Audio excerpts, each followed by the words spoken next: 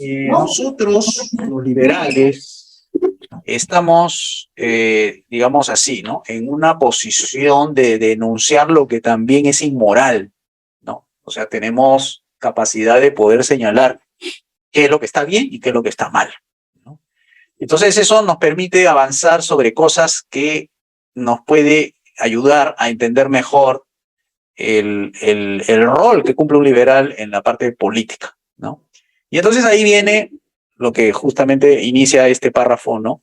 En las creencias de las personas, ¿no? Sobre las creencias, cuál es el rol que cumple el Estado, el rol que cumple la Iglesia, el rol que cumple la verdad, el rol que cumple la mentira, etcétera. Y vamos a ver que cuando empezamos los liberales a distinguir el bien y el mal, el Estado versus el mercado, la verdad versus la mentira, vemos como que se va armando como dos esferas separadas claramente, donde nosotros denominamos los gobiernos ilimitados como soluciones malas, inmorales, que llevan a un momento a hacerte ver irrealidades. Y por el otro lado, cuando uno va a distinguir el bien y el bien va con la verdad y la verdad se asocia con un gobierno limitado, te das cuenta que es una esfera totalmente distinta, ¿no? Entonces, lo que nosotros estamos tratando de hacer es lo siguiente, ¿no? De ver que en sí el Estado no es el problema es el estatismo. Y como estatismo funciona dentro de un sistema, ¿no? Donde ya hemos visto que la función del Estado, al desbordarse, al salirse de su lindero, de sus eh, fronteras, empieza a crear una serie de información, situaciones, efectos, etcétera, que inteligentemente el estatismo se va haciendo de información, de personas, de presupuesto, de leyes, de culturas, de costumbres, de programas, de funciones, de organismos, incluso de instituciones, que hace parecer de que ese sistema estatista pareciera que no ha sido, digamos, como creado de la nada, sino parece que fuera un orden inteligente. Cuando digo orden inteligente me refiero a la capacidad humana de poder haber reunido todos esos elementos que he mencionado, ¿no? Información, instituciones, leyes, creencias, costumbres, organizaciones, presupuestos, etcétera, ¿no? Incluso hasta las iglesias, etcétera.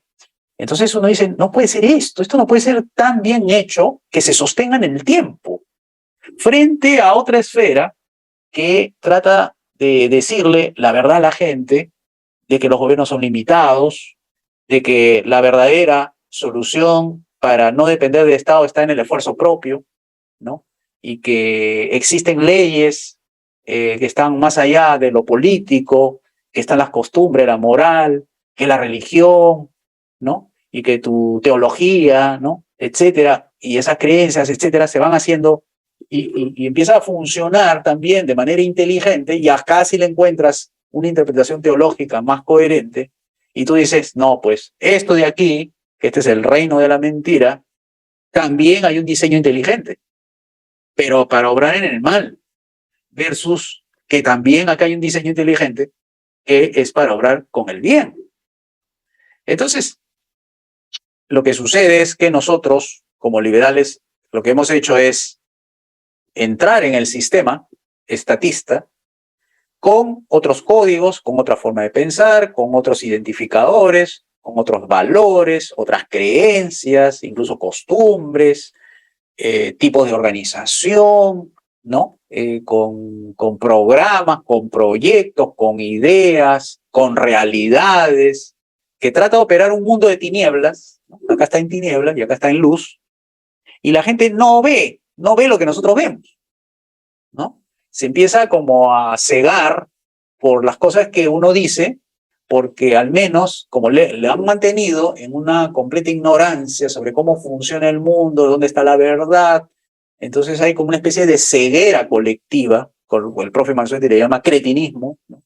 Que viendo no ven, oyendo no oyen, que se vuelve pues impenetrable, ¿no? O sea, que tiene su blindaje el propio sistema estatista para seguir engañando y someter a la gente a los dictados pues de la gente que se cree, y eso vendría a ser algo así como los ángeles del mal, ¿no? Que tienen sus huestes, sus principados, que tienen poder, ¿no? Como para someter a la gente tanto buena que está tratando de sacar a la gente de ese problema, como también la gente mala, ¿no? Entonces, esas dos fuerzas del bien contra el mal, que están ahí permanente disputa, ¿no? El mal, ya saben, el mal utiliza todos sus elementos que pueda controlar a la gente frente a un bien que está en desventaja, porque no puede utilizar todo lo que se le presenta. El bien para triunfar necesita usar el bien. En cambio, el mal para triunfar necesita del mal y también necesita el bien. A nosotros que tratamos de hacer el bien con la verdad, tenemos que ser muy rigurosos para no caer en el mal. Mientras que el mal sigue haciendo mal y utiliza elementos del bien para hacer el mal, ¿no? O sea, lo que digo es lo siguiente, que a nosotros nos va a costar más porque tenemos que ser puros. O sea, no se hace el bien utilizando una parte del mal, ¿no? En cambio, el mal sí puede funcionar utilizando elementos que no son buenos como elementos buenos. Por ejemplo, los programas sociales.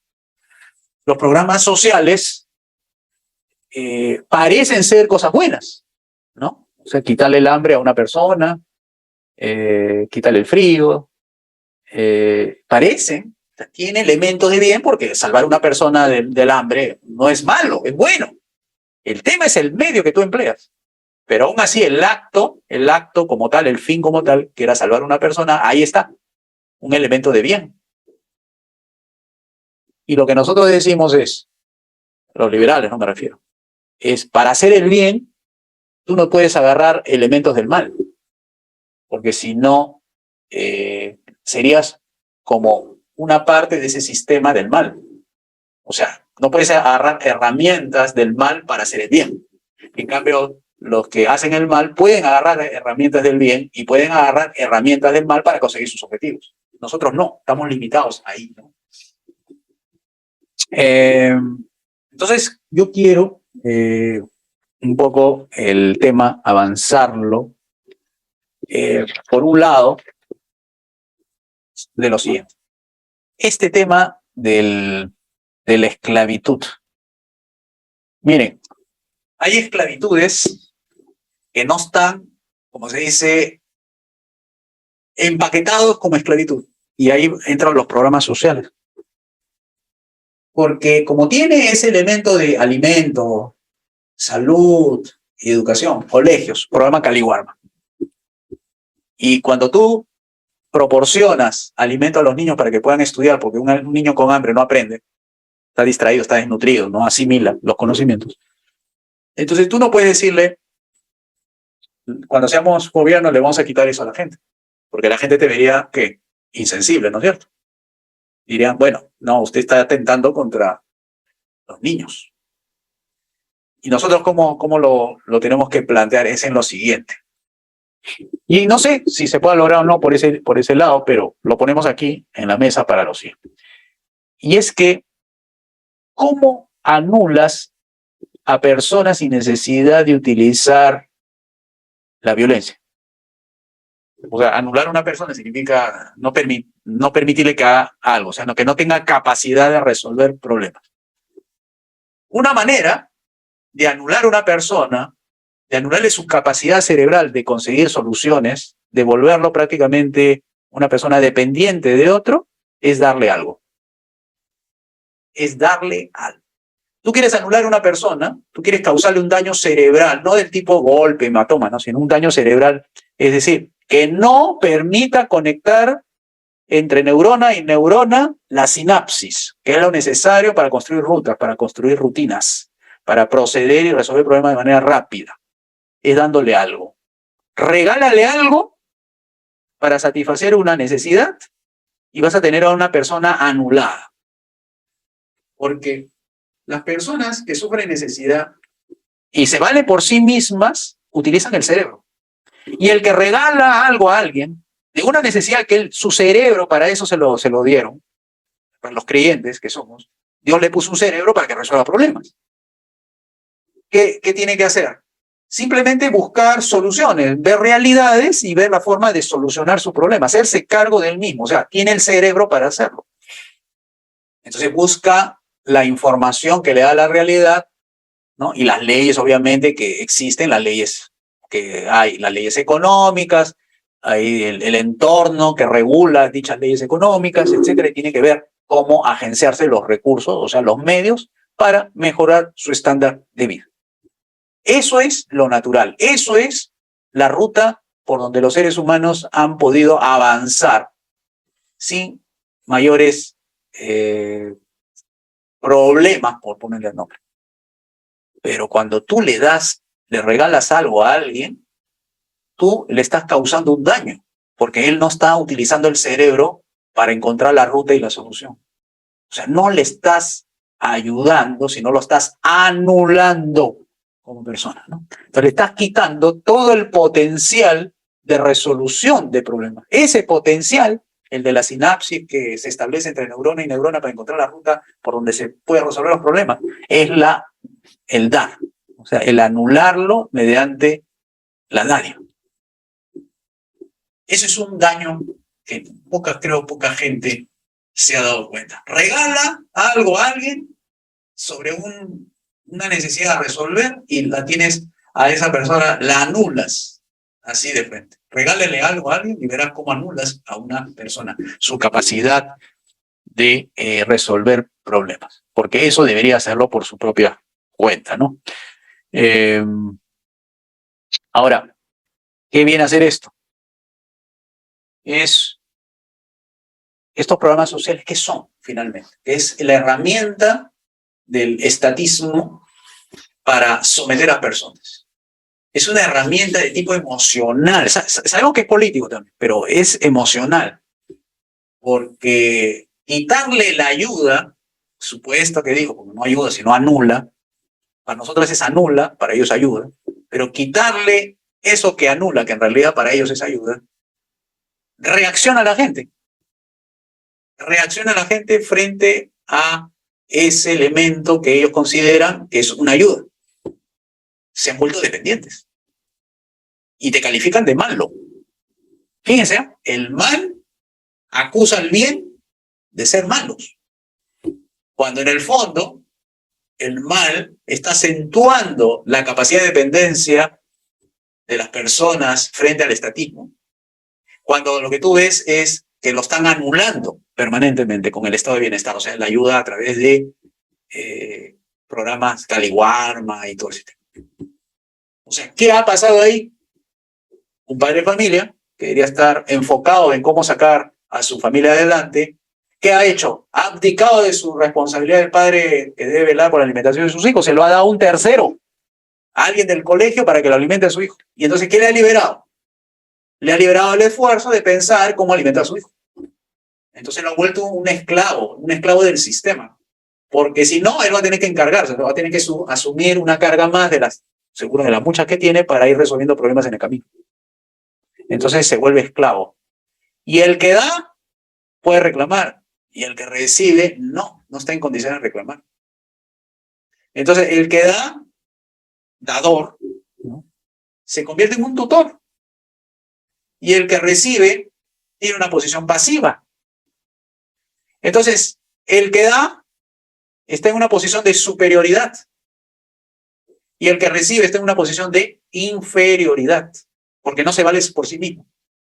Entonces, esta autoestima de esta persona se va a ver afectada frente al que está adelante de él, que es el ser que lo ayuda, la entidad que lo ayuda.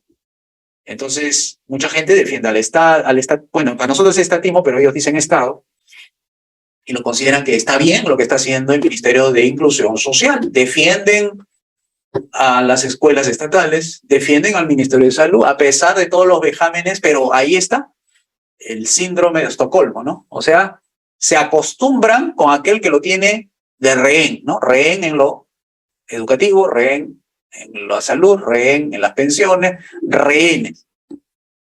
Así que el gran estatismo aparece como el salvador de sus desgracias. Ahora, hablando del punto de vista técnico. Técnicamente, ¿qué viene a hacer? Estos programas se alimentan de impuestos. Y los impuestos los pagan tanto pobres como ricos. Entonces, el pobre ignora que la pobreza es causada por el estatismo, por aquel que dice que lo está ayudando. Ignora y no sabe que el causante de su pobreza es la entidad que justamente dice que lo está ayudando y que prácticamente lo está anulando como persona. Entonces lo está sometiendo permanentemente a una continua pobreza. Y a los que están escalando y ceden ante la tentación de esos programas y tratan de sacar adelante un emprendimiento, pero deja a su hijo en estos colegios para que lo alimente, prácticamente lo están jalando del umbral entre la pobreza y clase media, lo están jalando de nuevo. Porque ese que está entregando a su hijo para que lo alimente otros, está también dependiendo de los impuestos de otras personas para poder sobresalir. Entonces, ahí hay como un orden inteligente, ¿no? Que tiene que, en relación a ese tema, se ha vuelto prácticamente una estatolatría, ¿no? La adoración del Estado, la veneración del Estado. Y eso, como ustedes saben, el estatismo está alimentado por el socialismo como ideología, como justificación política de las acciones estatales en cualquier materia fuera de justicia, seguridad y obras públicas. Entonces, parece ser, y estos son para los creyentes, que la lucha, además de ser política, es una lucha espiritual.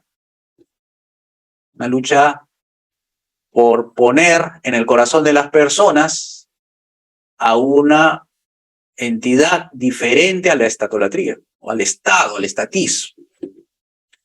Porque ahí está siendo desplazado Dios por el ser humano. O sea, el humano es el nuevo Dios. Y el Dios pasó a ser segundo plano. Entonces, ¿qué hay que hacer? Y ahí vienen los roles de la iglesia. Ganarse a la iglesia, ganarse a los líderes de la iglesia implica también hacer una tarea teológica, una tarea que va más allá de lo político, y emplear herramientas que permita a los que se encuentran en ese mundo espiritual decirle que el reino de Dios no está arriba, no está acá abajo. Y que la oración misma, el Padre Nuestro, pide por el reino de Dios que se haga también aquí en la tierra.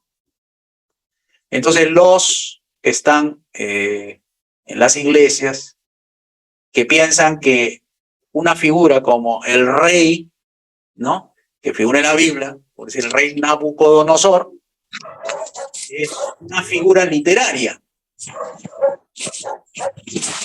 O el César, dar la moneda que el César, lo que es el César, piensa que es una figura literaria, que es un personaje nada más, cuando la Biblia menciona reyes, menciona jueces, y prácticamente la Biblia muestra la política. Tranquila.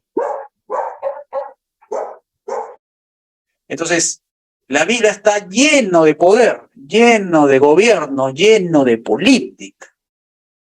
¿Qué pasó? ¿Por qué no miran eso los pastores? ¿Por qué no le hacen ver a sus seguidores, a su feligresía? Y ahí está triunfando la estatolatría. O sea, cada vez le van pidiendo más al Estado más cosas para salir de sus problemas, las iglesias, renunciando a su capacidad creadora o crear un orden distinto, un orden social distinto al orden estatista. Eso es lo que dice Stephen Peirce, para los que estuvieron en el 7º Foro Liberal, en el que se realizó en marzo, el que lo realizamos con el Partido de Evolución, en el cual él habló de ese tema, de la estatolatría. y que la estatolatría es el desplazamiento de Dios por Baal, ¿no? Por el Señor, por la autoridad y todo eso. Entonces, ahí hay una tarea que los liberales no tenemos que dejar de ver esta situación porque se vuelve un problema, porque recuerden que nosotros como políticos no solamente le estamos hablando a una persona que elige, sino también a una persona que tiene creencias religiosas sobre todo. Entonces ahí viene una serie de recomendaciones, sugerencias, ¿no? Involucrar a los líderes de iglesias en los textos que nosotros leemos permanentemente, ¿no? Que ya ustedes conocen. Y además, teólogos que son de nuestra orientación política también serían parte de esas informaciones que ellos necesitan conocer. Porque a diferencia de las organizaciones civiles, a las organizaciones de tipo espiritual, es que las organizaciones de tipo espiritual son más fuertes en su estructura interna, o sea, son más soldados, si cabe la expresión, que las organizaciones civiles. Cuando digo organizaciones, sindicatos. O sea, la mística de un sindicato es diferente a la mística dentro de una iglesia. Aquí lidera un pastor, la iglesia viene a ser el cuerpo de Cristo, y además su pensamiento es prácticamente una comunión casi permanente, a pesar de que trabaja, estudian y todo, de todas maneras, su mente siempre anda pensando en Dios y que se dé a Dios, etc. Entonces, esa fortaleza espiritual es algo importantísimo para que justamente la estatolatría no funcione. Es decir, que lo que están haciendo ellos al pedir educación y salud que lo maneja el Estado es justamente el reforzar ese orden estatista que se está impregnando en las iglesias, creyendo de que esa es una salida y que no saben que están perdiendo capacidad de resolución de problemas, que esa sería nuestra explicación, y que eso es parte de lo que cualquier ser humano debería resolverlo y no delegarlo a terceras personas que se encarguen de temas de la alimentación, el vestido, la vivienda y todos esos componentes de bienestar que buscan la estatolatría, o sea, la adoración al propio Estado como una solución para sus problemas, ¿no? Eso sería, digamos, en grandes líneas lo que quería decirles hoy día. Y me gustaría escucharlos, a ver qué piensan sobre este tema para poder intercambiar algunos puntos de vista.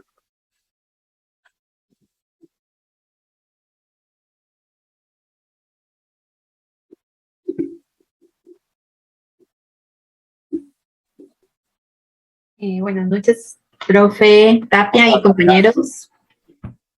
Yo realmente, bueno, siempre sorprendida con esto del tamaño grande del Estado. Realmente yo me quedo, bueno, asombrada porque así es, ¿verdad? Aquí en Costa Rica efectivamente estamos llenos de estatolatría, ¿verdad? Y y bueno, escandalosamente uno trata de darse cuenta de una otra manera de que es la realidad, porque es la realidad. El domingo, perdón, que viene, le van a hacer como una marcha de gratitud al actual presidente de Costa Rica, ¿verdad? Y incluso es organizada de grupos totalmente creyentes, ¿verdad? De los evangélicos, ¿verdad? Y es donde yo me digo, uy, no, qué montón de ignorancia, definitivamente me escandalizo, ¿verdad? Porque cuánto quisiera que este mensaje le llegara a ese montón de personas que dicen ser cristianos y van y le hacen un homenaje a uno de los jefes de Costa Rica, ¿verdad? En términos de Estado, pero lo que no, o lo que ignoran es que, bueno, que por otro lado, pues, es la misma trampa, ¿verdad? Pero sí, efectivamente, aquí en Costa Rica es realmente, y como lo redondeo nuevamente, la realidad, ¿verdad? Es totalmente lo que vivimos aquí en Costa Rica. Ok, muchas gracias, Esmeralda. Ahí Mario tiene la mano levantada. Adelante, Mario. Hola, buenas noches a todos. Mira, con respecto a la ¿cómo es el término? Estatolátría. Ya, sí, verdad, perfecto. Estatolátría. Bueno, yo quisiera compartir, digo, hasta donde yo recuerdo una de las enseñanzas que se hacía en los evangelios, que hablaba precisamente de cómo, si es que uno confía en Dios, realmente hasta la misma providencia también te enseña bastante, ¿no? Y así como dice, como en un pasaje, eh, confía cómo las aves del cielo salen y tienen alimento, ¿no? O sea, cómo puede ser el alimento y cómo es que las flores del campo se pueden vestir mejor que el mismo Salomón. Así es como Señor, así es como le hablaba con respecto a la duda que tenía con respecto de qué vestir, de qué comer y muchas cosas, ¿no? Y realmente, si nosotros, si los mismos animales que de repente son criaturas, el Padre Celestial los trata como los cuida, que más somos nosotros que sus hijos, ¿no?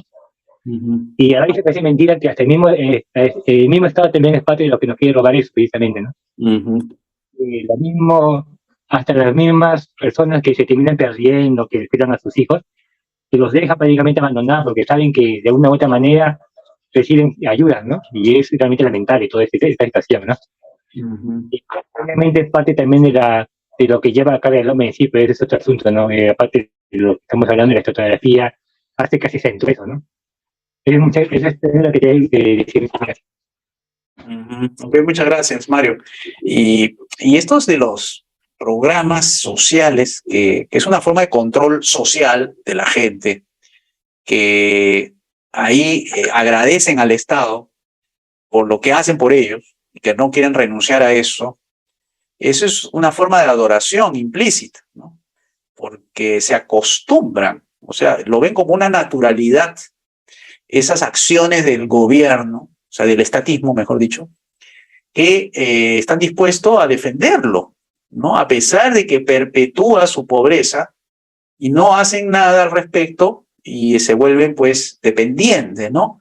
Entonces dan su libertad a cambio de seguridad. Porque el que da, como tiene una posición de ventaja frente al que recibe, entonces aparentemente hay una superioridad moral, ¿no? Él está haciendo el bien y el que recibe está agradeciéndole por lo que hace. Pero eso es una parte de la verdad, y es lo que decía, ¿no? Que la estatolatría o el estatólatra, el estatismo se viste con un ropaje de bien y trata de engañar, diciéndole, pues, mire, acá yo estoy sacando de una persona de la pobreza, le estoy evitando de que padezca hambre y que este niño, pues, vaya y se siente y no tenga que estar pensando en que su estómago está vacío. Estoy haciendo bien, ¿no? Entonces se vuelve un elemento indispensable dentro del sistema, los programas sociales. Eso es el ropaje con que se viste, ¿no? Pero la verdad, que es algo que normalmente no se ve a primera vista, es la explicación de esa situación. Y es por qué está esa persona ahí sentada, en este caso el niño, recibiendo un alimento de extraños, de burócratas, de gente que no es su familia, y que está bien que lo reciba de alguien que no es su mamá, el vaso de Quaker con el pan integral o la galleta integral, y que eso de tomarlo en el colegio es natural y el padre familia sale o la madre sale tempranito a hacer otras cosas y no está con su hijo porque está tomando desayuno con gente, compañeros de clase. Entonces, esos programas, tanto de alimentación como esas pensiones o seguro de desempleo que le llaman en los estados, donde se le da plata, lo subsidian, como ocurre en países en Europa, que el cabeza de familia, como no consigue empleo, le dan 1.000 euros, 1.100 euros, etcétera, y tiene que estar buscando trabajo. Mientras el hijo trabaja, él está en la casa que no encuentra trabajo. Entonces esa situación irregular resquebraja a la familia, porque ya el padre no tiene autoridad sobre el hijo. Cuando le dice anda a trabajar, el padre no puede decir eso. Cuando el hijo le puede decir a él, oye, anda a trabajar, ¿qué haces en la casa? Como es natural, venía a trabajar cansado y después descansa y toma sus alimentos, etc. O sea, se ve una persona que está trabajando por la familia, pero él no puede demostrar que está trabajando por la familia si está dentro de la casa. Entonces el hijo pierde el respeto de su padre, el padre no tiene autoridad en la familia, los matrimonios se empiezan a resquebrajar internamente, y hay estudios que demuestran que las parejas que dependen del Estado de este tipo de subsidios duran poco, o sea, los años de matrimonio duran poco, se debilitan más, incluso hay efectos externos fuera de eso, que el hijo tiene más propensión a involucrarse con estupefacientes que en los matrimonios que no dependen de ayuda del Estado. ¿Eso dónde lo vi? Lo leí en la Heritage Foundation. O sea, tienen ahí hay unos estudios que se llaman para la familia, Family and Parents, creo que se llama, pero es esta de acá, Heritage Foundation, pero es .org.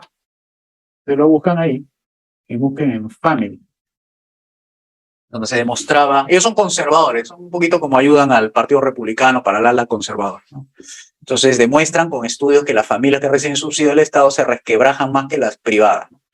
Entonces, causan daño.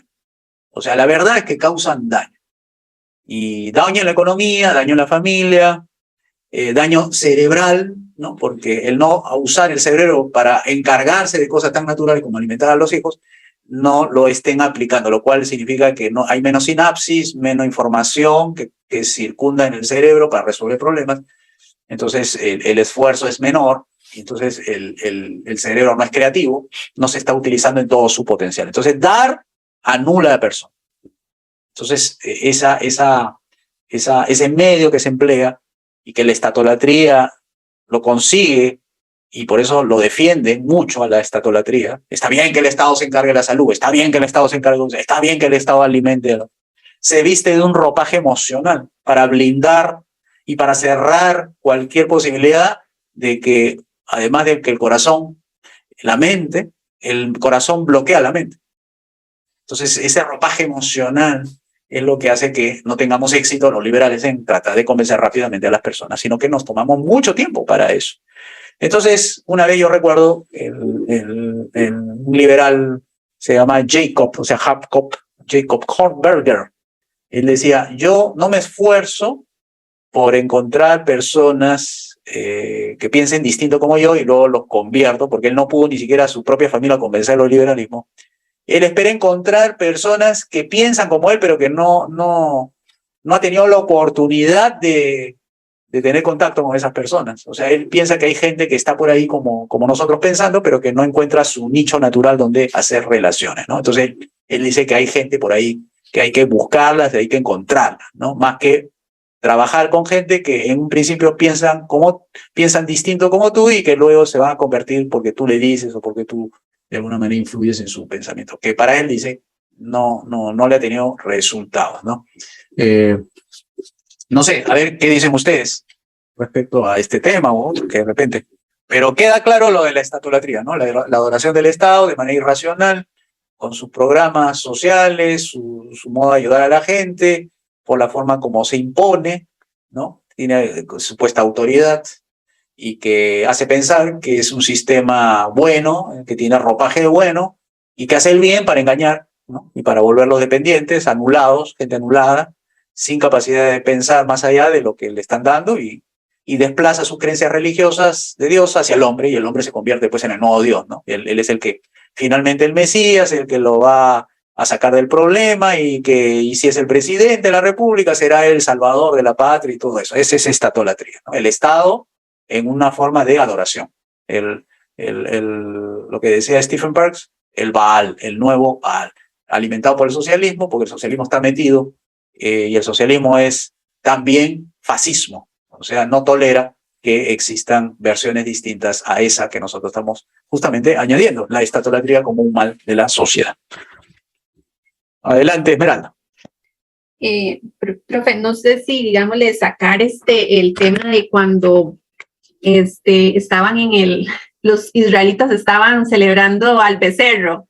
Y no sé, me suena como que fuera parte de eso, ¿verdad? Que se trae no sé si de Egipto, ¿verdad? Sí, así es como tú dices, es el desplazamiento, exacto. Dios sustituido por el becerro, acá Dios sustituido por el Estado, ¿no? Pero ni siquiera es Estado, porque si fuera Estado sería un Estado limitado, ¿no? Pero es un Estado poderoso a un nivel de que le atribuyen al Estado fuerzas sobrenaturales de que puede resolver problemas. Hasta hay libros que dicen, como el de Harry Brown, ¿no? Que fue candidato presidencial del Partido Libertario en Estados Unidos por el año 81. 80 fue el más votado de todos los candidatos libertarios en Estados Unidos, que decía, no es el gobierno, el Estado, no es tan poderoso como se le atribuye. O sea, si fuera poderoso, si tuviera poder, ya hubiera resuelto el tema de la educación. No habría analfabetos. Si fuera tan poderoso, tuviera poder el Estado para resolver el problema, no han resuelto el tema de la salud. La gente sigue dependiendo de la salud. Y el tema de la economía y el tema así, ¿no? O sea, no tiene poder, pero la gente cree que tiene poder. ¿No? O sea, imagínense esa paradoja, ¿no? De que, no, que el poder, pero ¿el poder de qué? ¿Cuántos años del Estado tiene a cargo la salud? ¿Qué ha resuelto? ¿No? O sea, ni siquiera los países como Francia, Dinamarca, que son grandes estados ricos, han podido resolver. Igual me decía un peruano que está allá en Francia, sacar cita para que lo atiendan en un hospital, tampoco se lo dan ahí mismo, demora un mes. Estando en Francia, o sea, tremendo, claro, que los hospitales son más limpios, todo, pero tiene sus deficiencias igual como acá. O sea, no lo atienden rápido, se demora, hay cola, no alcanza, hay mucha cola para atenderse con un doctor, o sea, los mismos problemas, casi los mismos problemas que nosotros tenemos para atender, y ellos también lo tienen. O sea, imagínate, ¿no? O sea, ¿dónde está eso de que tiene poder el Estado? Y también, bueno, aquí en Costa Rica que están promoviendo y también lo han hecho, ¿verdad? Ok, y paguen el seguro, ¿verdad? Para, según ellos, incentivar las pensiones a futuro. Claro, pero cuando llegamos a 40 años después, unos años después, ya no hay pensiones para los que estamos cotizando. Mucha gente que no cotizan y porque se quieren ser solidarios y cosas por el estilo, ¿no? O sea, te das cuenta, es un ídolo de pies de barro. Pero la gente lo sostiene, pues, ¿no? La gran mayoría lo sostiene. Es un ídolo de pies de barro que, bueno. ¿Qué puede derrumbar a un ídolo de ese tipo? Tendría que tener un punto débil, ¿no? Porque todos tienen puntos débiles. ¿Cuál sería el punto débil para que se derrumbe la estatolatría, para que se derrumbe el estatismo? Ellos utilizan la mentira. Para derrumbarlo, tendría que utilizarse la verdad, que es todo lo contrario, ¿no? Porque ese es el barro. Ahí está construido el barro, es de pura mentira. Eso es lo único que creo que podría derribar. Entonces, ¿qué hace para protegerse frente a la verdad? Ciega a las personas, desde el punto de vista emocional, porque dice que si tú capturas lo emocional, capturas lo intelectual. Pero si lo emocional se cierra su cerebro. O sea, ¿qué es lo emocional? Confiar. Eso es emocional. Tú puedes tener la verdad, pero si no confía en ti, tú le puedes hablar de la verdad, pero no abre su mente. ¿Te escucha? O sea, te escucha, pero realmente no te está escuchando. O sea, no está comprendiendo lo que te dice. ¿Por qué? Porque todavía su corazón está cerrado. Porque emocionalmente está cerrado a ti, ¿no?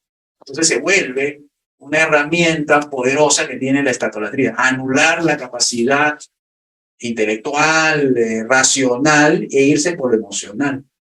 Y por eso digo, el sistema estatólatra es un sistema inteligente, que no lo ha podido diseñar ni tú ni yo. Tiene que ser alguien o algo que está más allá de la voluntad humana. Porque está tan bien hecho que mira cómo dura años y años y años. Siglos y siglos. Se refuerza permanentemente, ¿no? Por ahí escuché, profe, también un concepto que es muy, me parece, de analogía con este tipo de influencia, es el sofismo. Ellos son muy elocuentes, son muy de oratoria. Así es. O sea, y ahí es donde viene la mentira, el embrollo. Así es. Claro. Se enfocan en la forma, pero no en el fondo. Bien dicha la palabra, pero puede ser una mentira bien dicha, que parece verdad. Entonces, eso también es otro elemento a considerar, ¿no? Entonces, combatir eso requiere bastante habilidad, ¿no? O sea, ¿cómo ganarte la confianza de una persona para que te abra su mente? ¿No? O sea, tendría que ser más utilizando otras herramientas, no intelectuales, ¿no? Eso es algo que nos observan a nosotros, ¿no? Mientras tus enemigos utilizan lo emocional para triunfar, tú usas lo racional y no triunfas. Entonces, es un dilema, ¿no? Que hay por ahí, porque queremos insistir en lo racional, no entramos, y por eso hay cretinismo. Utilizamos lo emocional, finalmente no utilizas tu principal arma, ¿no? Que es la verdad, no lo utilizas. Entonces, es un digamos, un dilema ahí, ¿no? Insistir, persistir hasta lograrlo, podría ser una salida, ¿no? Y la otra es utilizar el arma emocional para desblindarlo, porque está protegido, ¿no? Y luego penetrar. O sea, que probablemente en un primer instante se puede utilizar lo emocional, desarmarlo y luego entrar, ¿no? Porque ahorita está protegido. No quiere abrir sus ojos frente a la verdad. A ver, Mario, adelante. Mire, con respecto bueno, es una idea también, no sé, no es una idea en realidad, pero me ha venido a la mente una parte de los evangelios, eh, en que, le han hecho prácticamente traer a un paralítico habiendo forado de una casa, digamos, estaba Jesús dentro con tanta gente que no se podía pasar, abrieron el forado, y hasta lo imposible, y no, como no podían alcanzar, lo que han hecho es salir del techo y hacer alcanzar al paralítico. Ahora, yo lo que voy a recordar precisamente es cuando lo cuestionaban a Jesús porque le decía que sus pecados estaban perdonados y no hacían nada, ¿no? O sea, sí no había detractores, ¿no? Le decían de todo literalmente, ¿no? ¿Qué es lo que pasó? Al final lo que Jesús le dijo, ¿qué sería más fácil, levantar a perdonar los pecados o hacer que se levantara el paralítico y caminara? Y al final lo que ha hecho es que se levantase, ¿no? O sea, prácticamente ha hecho un milagro en frente de todos. O sea, ha llamado una atención de tal manera que prácticamente a todos los ha dejado callados, ¿no? Ahora, yo no sé cómo se podría, es como te digo, es algo que me viene a la mente. No sé si de repente puede hacer una idea para que se pueda analizar más a profundidad, no sé. Es no tengo muchas más, pero de repente la gente que conozca más sobre la lectura, podríamos hablar con respecto a este detalle específico, ¿no? Sí. Nosotros tenemos dentro de nuestro equipo a un comunicador que tiene, digamos, herramientas audiovisuales, o sea, su formato que él ha trabajado siempre ha sido el audiovisual. Y nos dice que llamar la atención es un imperativo en estos momentos. O sea, llamar la atención. Porque como estamos bombardeados de mucha información, lo primero que tenemos que captar es la atención del público. Y luego entrar en el proceso de que confíe en ti. Pero para que confíe en ti, tú tienes que ser una autoridad para él. Entonces, ese elemento de confía en ti o seas tú una autoridad requiere que realices materiales o formas de comunicación adaptadas a su universo, digamos así. Que tú vas a entrar porque él tiene percepciones acerca de ti y tú tienes que descifrar esas percepciones para que con la forma más adecuada en esos materiales gráficos, audio, visuales, permitan penetrar en aquella esfera que le permita abrir su mente utilizando una herramienta emocional. Eso es más o menos la estrategia de la comunicación, que tenemos que ser de esa manera, ¿no? O sea, busquemos una innovación, una estrategia comunicativa que nos permite ganar autoridad ante él, de manera que confíe y que a su vez, al momento de confiar, desbloquee sus prejuicios que son alimentados básicamente por emociones y una vez que ya desbloquea, entra más fácilmente y habría menos resistencia de que entre la verdad en su mente. Pero por ahora está bloqueado. Está bloqueado porque como hay muchos elementos informativos, hechos también que ha advertido, entonces tiene ciertos prejuicios, ciertas resistencias para confiar de una sola vez en la propuesta, o sea, en la verdad, de manera que desplace a todo ese sistema estatólatra que está en su mente para que penetre en nosotros en su universo, en su percepción acerca de lo que es bueno o malo, lo que es verdad y no verdad. Entonces tenemos que encontrar esos caminos estratégicos para llegar a la gente. Entonces él tiene, digamos, herramientas que permiten desbloquear lo emocional para poder entrar en la parte intelectual y así, sin necesidad de tampoco ser demasiado intelectuales, ¿no? De repente poca información, por ejemplo, problema-solución, no hacerlos pensar, que eso es hay una teoría sobre eso, no me hagas pensar, hay un libro que dice así, donde te diga, este es el problema y esto se soluciona con esto. Y si es así de práctico, entendible, comunicativo, entonces ya tienes el voto asegurado, ¿no? Entonces ya desplazas a todos los estatólatras que utilizan muchas herramientas, muchos sistemas para encapsular a las personas, como hacen estas cuevas de los primitivos que creen que no existen ciudades y andan en las cuevas, ¿no? Entonces esa es un poco la idea de hacer ese experimento, digamos así, ¿no? Como que nunca se ha hecho esto antes, ¿no? Y ya una vez instalado en el poder, se gobierna, ¿no? Se gobierna. Y tiene prácticamente, como se dice, cheque en blanco. Porque la gente, pues, lo máximo que puede escuchar de algo propositivo, programa, ¿no? Proyecto, etcétera, son en esos minutos que le da el Jurado Nacional de Elecciones a los candidatos en una segunda vuelta para que digan su programa. Y todos se exponen, o dos se exponen, y en 5 minutos trata de decir todo, ¿no? Esos son los 5 minutos que la gente escucha algo racional y que la mayoría anda en las calles haciendo otra cosa y nadie se queda viendo el debate. Solamente los interesados en política hacen eso, ¿no?